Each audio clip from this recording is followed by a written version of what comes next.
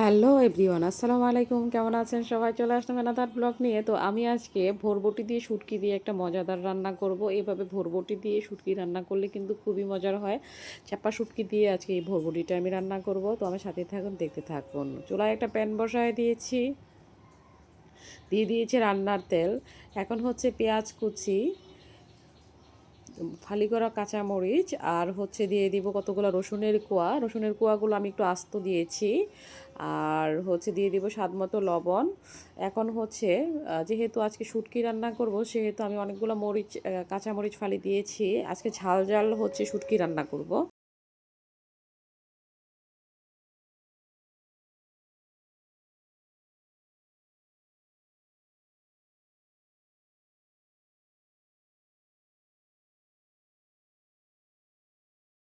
পেঁয়াজ কুচি, রসুন কোয়া আর ফালি করা কাঁচামরিচ ভাজা হয়ে গিয়েছে। এখন দিয়ে দিব অল্প একটু পানি। এখন এর মধ্যে আমি গুঁড়া মশলা অ্যাড করব। দিয়ে দিব হলুদ গুঁড়ো 1 টেবিল চামচ, মরিচ গুঁড়ো 1 টেবিল চামচ, আর এর মধ্যে দিয়ে দিব হচ্ছে ধুয়ে পরিষ্কার করে রাখা চ্যাপা শুটকি। এখন সবগুলো উপকরণ ভালো করে কষায় নিতে হবে। ভালো করে কষিয়ে নিব কিছুক্ষণ। সব কিছু কষিয়ে নেওয়া হয়ে গেছে। এখন দিয়ে দেব হচ্ছে বরবটি। দেশি বরবটিটা নিয়েছি আমি, দেশি লাল বরবটি, আর দিয়ে দিয়েছি একটা আলু। এখন হচ্ছে এখন বরবটি আর আলু ভালো করে কষায় নেব।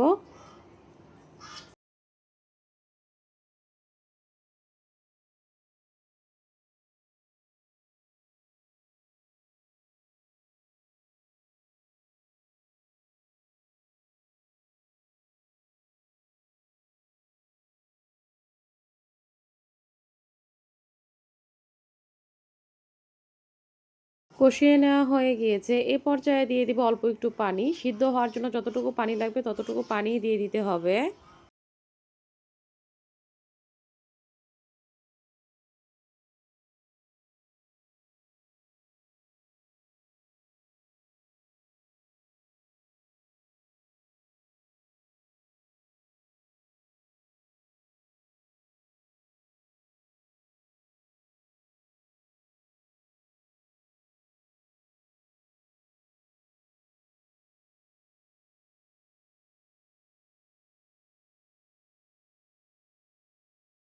এখন ঢাকা দিয়ে এটাকে কিছুক্ষণ রান্না করে নিব।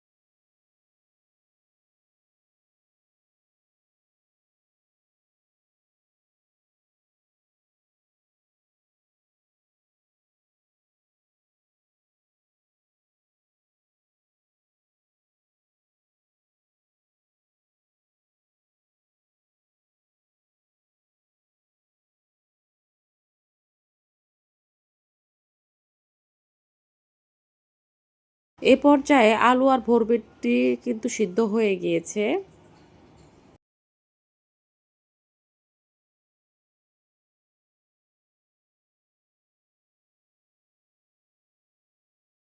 হয়ে গিয়েছে আজকের এই রান্না। বরবটি দিয়ে শুটকি রান্না হয়ে গিয়েছে। এখন চুলা অফ করে দিব। শুটকি দিয়ে ভরবটি রান্না করলে কিন্তু খুবই মজা লাগে। শুটকি আলুর ভরবটি রান্না কিন্তু সত্যিই খুব টেস্ট হয়। আপনারা চাইলে এইভাবে রান্না করে দেখতে পারেন খেয়ে। ভিডিওটি ভালো লাগলে লাইক কমেন্ট শেয়ার দিয়ে পাশে থাকবেন। আর অবশ্যই আমার চ্যানেলটি সাবস্ক্রাইব করে দেওয়ার অনুরোধ রইল। ফিরে আসবো এরপর কোনো একটি ভিডিও নিয়ে। সে পর্যন্ত আপনারা সবাই ভালো থাকবেন, সুস্থ থাকবেন। Take care. আল্লাহ হাফেজ।